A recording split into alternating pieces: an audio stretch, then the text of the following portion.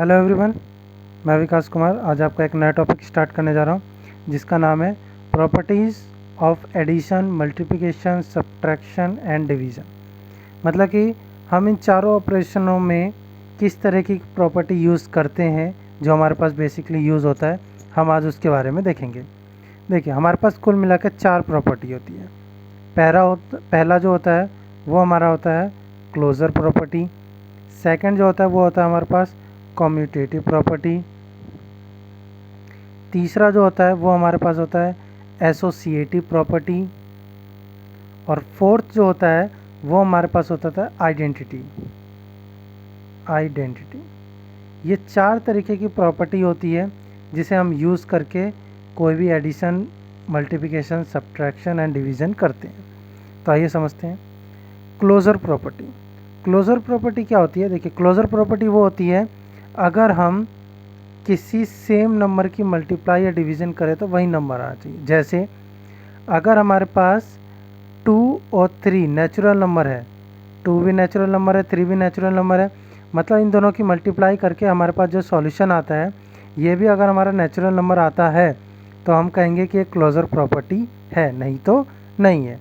जैसे अगर हम माइनस करेंगे 9 - 6 तो हमारे पास आता है माइनस प्लस का 3, तो ये तो हमारा क्लोज़र प्रॉपर्टी दिखा रहा है। लेकिन अगर यहीं पे हम माइनस करते 6 - 9 तो हमारा आता माइनस का 3, तो ये हमारा नेचुरल नंबर नहीं है, तो इसीलिए सब्ट्रैक्शन में क्लोज़र प्रॉपर्टी नहीं लगता। तो आपको ये समझ में आ गया होगा कि क्लोज़र प्रॉपर्टी क्या होता है कि अगर हम नेचुरल नंबर की, 2 नेचुरल नंबर को मल्टीप्लाई या 2 नेचुरल नंबर की अगर हम प्लस करेंगे, एडिशन करेंगे, तो हमारे पास जो सॉल्यूशन आएगा वो भी हमारे पास नेचुरल नंबर ही आना चाहिए। इसी तरीके से अगर हमारे पास ये होल नंबर होता तो हमारा सॉल्यूशन भी होल नंबर आना चाहिए। तो ये बताता है हमारे क्लोज़र प्रॉपर्टी। दूसरी प्रॉपर्टी है हमारा कम्यूटेटिव प्रॉपर्टी। कम्यूटेटिव प्रॉपर्टी ये बताता है कि अगर हम एडिशन में देखें, एडिशन में अगर हम देखते हैं तो अगर हमारे पास होता है 2 + 3, 2 नंबर है हमारे पास। देखिए, इसको अगर हम एल्जेब्रिक टर्म में लिखेंगे तो ये होता है हमारा x + y = y + x। ये होता है एडिशन में जब ऐड करेंगे तो, मतलब 2 + 3 = 3 + 2, तो 2 + 3 कितना होता है 5 और 3 + 2 कितना होता है 5। मतलब कि इस दोनों कंडीशनों में हमारा LHS RHS इक्वल हो गया, तो हम ये कह सकते हैं कि कम्यूटेटिव प्रॉपर्टी है। अगर इसे दूसरे लैंग्वेज में समझे तो हम ये समझते हैं कि अगर हम कभी फर्स्ट नंबर से सेकंड नंबर को प्लस करें और फिर सेकंड नंबर से फर्स्ट नंबर को प्लस करें, अगर दोनों का आंसर सेम आता है तो ये हम कहते हैं कि हमारे पास कम्यूटेटिव प्रॉपर्टी सेटिस्फाई करती है। अगर यहीं हम माइनस में करें तो जैसे हमें करना है 6 और 3 में x - y और y - x, तो यहाँ हमने क्या देखा? देखिए 6, तो 6 - 3 और दूसरा हो जाएगा हमारा 3 - 6। तो जब हम 6 - 3 करेंगे तो हमारे पास 3 आएगा और 3 - 6 करेंगे तो हमारे पास क्या आएगा? यहाँ पे 3 आएगा, लेकिन नेगेटिव का आएगा। तो दोनों के दोनों सॉल्यूशन एक जैसे हुए? नहीं हुए, तो एक कम्यूटेटिव प्रॉपर्टी नहीं है। तो कम्यूटेटिव प्रॉपर्टी तब होगी जब इसके सॉल्यूशन बिल्कुल सेम, मिलते जुलते हो दोनों तरफ के LHS और RHS। तो ये तो हो गया हमारा कम्यूटेटिव प्रॉपर्टी। तीसरा होता है हमारा एसोसिएटिव प्रॉपर्टी। एसोसिएटिव प्रॉपर्टी में हमारे पास 3 नंबर होते हैं, x, y और z। अगर हम एडिशन को लेके चलें तो x + y + z = x + y + z। मतलब कि y + z को पहले प्लस करके फिर x में प्लस करेंगे, तब जो हमारे पास सॉल्यूशन आएगा वो, और पहले x + y को प्लस करके फिर z में उसका सॉल्यूशन प्लस करेंगे, तब जो हमारे पास आएगा सॉल्यूशन वो। दोनों के दोनों सॉल्यूशन कैसे होने चाहिए? सेम होने चाहिए। आइए करके देखते हैं। हम यहाँ पे 3 नंबर ले लेते हैं। 3 नंबर हम ले लेते हैं 2, 6, 8। ये हमारे पास 3 नंबर है। अब हम इन तीनों नंबरों को इस एसोसिएटिव प्रॉपर्टी ऑफ एडिशन में देखेंगे अप्लाई करके कि ये एप्लीकेबल है या नहीं। तो x के जगह 2 रख लेंगे, y के जगह 6 रख लेंगे और z के जगह 8 रख लेंगे। आइए रखते हैं। यहाँ हो गया 2 + 6 + 8 = 2 + 6 + 8। तो अगर हम LHS को सॉल्व करें तो हम यहाँ देखते हैं ये लेफ्ट हैंड साइड हो गया, राइट हैंड साइड हो गया, ये हो गया राइट हैंड साइड। तो लेफ्ट हैंड साइड को सॉल्व करेंगे तो प्लस, पहले ब्रैकेट सॉल्व करते हैं, तो 8 और 6 14, और फिर इन दोनों को प्लस करेंगे तो हमारे पास आएगा 16। ये हो गया LHS। RHS सॉल्व करते हैं, 6 और 2 8 प्लस 8 8 8 16। मतलब हमने देखा कि LHS और RHS दोनों इक्वल आया। इसका मतलब कि हमारा एडिशन का एसोसिएटिव प्रॉपर्टी एप्लीकेबल इसमें है। अगर यहीं पे हम मल्टीप्लिकेशन की एसोसिएटिव प्रॉपर्टी देखते हैं तो हम क्या करते हैं, हम सीधा ये करते हैं, यहाँ पे प्लस की जगह हर जगह मल्टीप्लाई हो जाता और सेम प्रॉपर्टी एप्लीकेबल होता। तो x multiply y multiply z equal x multiply y then z। तो अगर हम वैल्यू रखते हैं यही वैल्यू, तो यहाँ रखते हैं हम 2 multiply 6 multiply 8 equal to 2 multiply 6 multiply 8। तो यहाँ हम सॉल्व करते तो कितना आता, पहले ब्रैकेट में 2 मल्टीप्लाई 8 6 जा 48 एंड 6 2 जा 12 इंटू 8। और जब इन दोनों की मल्टीप्लाई करते हैं तो हमारे पास आता है 96 और इधर भी आता है हमारे पास 96। तो यहाँ से हम क्या देखें कि LHS RHS यहाँ भी इक्वल है। तो इस तरीके से हम एसोसिएटिव प्रॉपर्टी को हम वेरीफाई करते हैं। अगर हमारे पास डिवाइड में भी आ जाए कि डिवाइड में बताइए कि एसोसिएटिव प्रॉपर्टी लगता है कि नहीं लगता, तो हम क्या करेंगे, हम सिंपल इस प्लस के जगह डिवाइड का सिंबल लगा देंगे। और अगर हमसे माइनस का पूछे तो हम सिंपल यहाँ प्लस के जगह माइनस लगा देंगे। आइए देखते हैं किस तरीके से। अगर यहाँ से माइनस से पूछा जाए तो आप लिखेंगे x minus y minus z equal to x minus y minus z. ये तो हो गया माइनस के लिए, और डिवाइड के लिए x divided by y divided by z and x divided by y then divided by z. तो सेम वही है, बस प्लस के जगह माइनस मल्टीप्लाई डिवाइड हो जाता है। तो इस तरीके से। और देखिए इसमें क्या होता है कि हमारे पास सब्ट्रैक्शन और डिवीज़न में कभी भी ये वैल्यू दोनों इक्वल नहीं आएगा।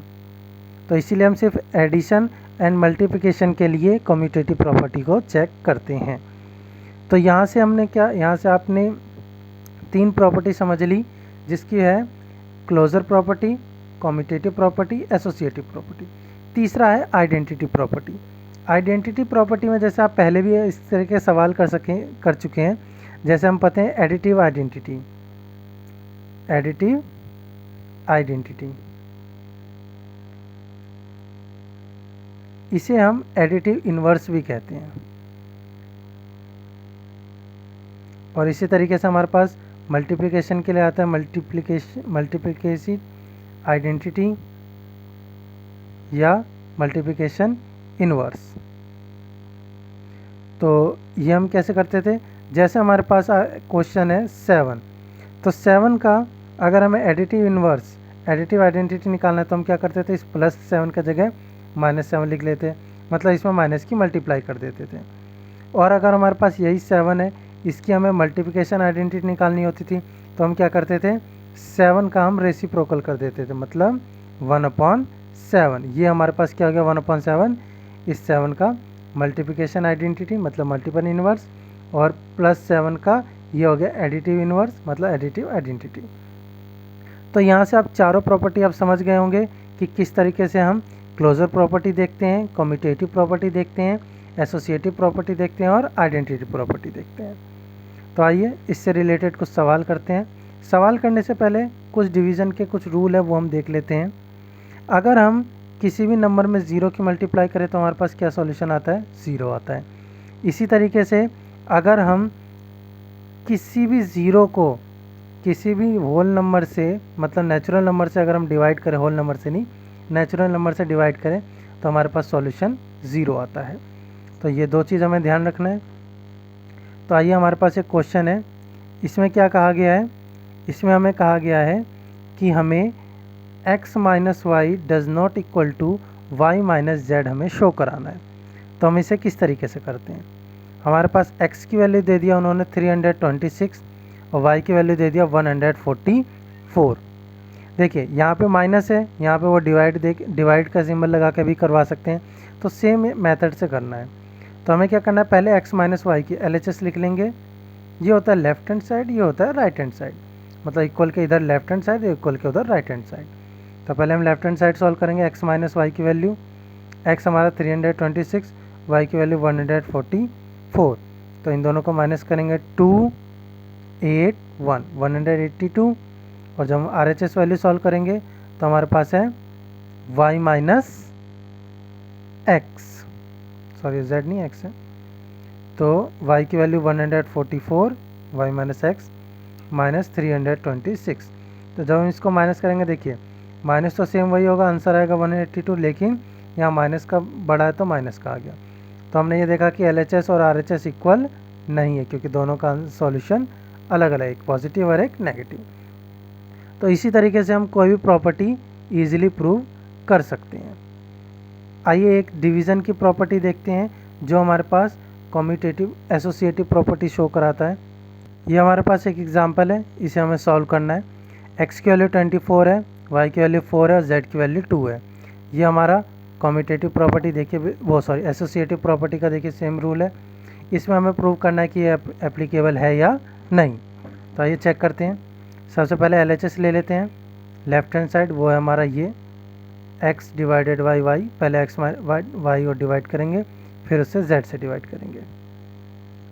तो आइए करते हैं। ये हमारे पास y डिवाइडेड बाई z है। तो x की value 24 divided by 4 bracket divided by z की वैल्यू 2। तो 4 से 24 को डिवाइड करेंगे तो 6 डिवाइडेड बाई z की वैल्यू कितनी है 2, फिर 2 से डिवाइड करेंगे तो हमारे पास है 3। ये हो गया हमारे पास LHS। RHS सॉल्व करते हैं। ये हमारे पास x divided by y divided by z। तो पहले हम y और z को डिवाइड करेंगे, फिर x को करेंगे। तो x की वैल्यू 24 डिवाइडेड बाई y की वैल्यू 4 डिवाइडेड बाई z 2। तो 24 डिवाइडेड बाई y की वैल्यू कितनी है, इसे डिवाइड करेंगे तो आया 2, और 2 को हम 24 से डिवाइड करेंगे तो हमारे पास कितना आता है, हमारे पास आता है 12।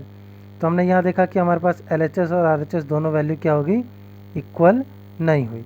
तो हम ये कह सकते हैं कि ये एसोसिएटिव प्रॉपर्टी को एप्लीकेबल नहीं करता है। आइए एक और एग्जांपल देखते हैं। इस एग्जांपल में हमारे पास है, इन्होंने ये कहा गया है कि y multiply z equal to x होता है। y और z की मल्टीप्लाई करेंगे तो x आएगा। तो हमें ये बताना है कि x divided by y equal to z। हमें ये वेरीफाई करना है कि y और z को मल्टीप्लाई करें तो x ही आएगा, अगर हमें ये पता है कि x और y को डिवाइड करें तो z वैल्यू आएगा। हमें क्वेश्चन में दिया है x equal to 56 then y equal to 7। तो हम सबसे पहले x और y का यूज़ करके हम यहाँ z की वैल्यू निकाल लेते हैं। तो आइए निकालते हैं। हमें बोला है x और y को डिवाइड करेंगे तो z आएगा। x की value 56 divided by 7 equal to z। तो 7 से 56 को डिवाइड करेंगे तो आएगा हमारे पास 8, जो हमारा z की वैल्यू हो गया। अब हम क्या करेंगे, अब हमें वेरीफाई करना है y multiply z equal to x होता है। y की वैल्यू कितनी है हमारे पास 7, मल्टीप्लाई z की वैल्यू कितनी है 8, ये हमारा x आएगा। तो हम इन दोनों को मल्टीप्लाई करते हैं, 8 7 जा 56 इक्वल टू x। मतलब हमने सॉल्व किया तो हमारे पास आया x की वैल्यू 56, और x की वैल्यू क्या गिवन है हमारे पास पहले से दिया है 56, मतलब कि हमारा ये वेरीफाई हो गया। तो हम इसे लिख सकते हैं वेरीफाइड। तो इस तरीके से हमारी जितनी प्रॉपर्टी होती है हम इसे अप्लाई करते हैं सॉल्व करने के लिए। तो आई होप आपको समझ में आ गया होगा। आज के लिए इतना ही। इस वीडियो के डिस्क्रिप्शन बॉक्स में इससे रिलेटेड क्वेश्चन मिल जाएंगे, आप उसे सॉल्व करिए। अगर वीडियो अच्छी लगी हो तो वीडियो को लाइक करें, और मोर अपडेट के लिए चैनल को सब्सक्राइब करें। Thank you.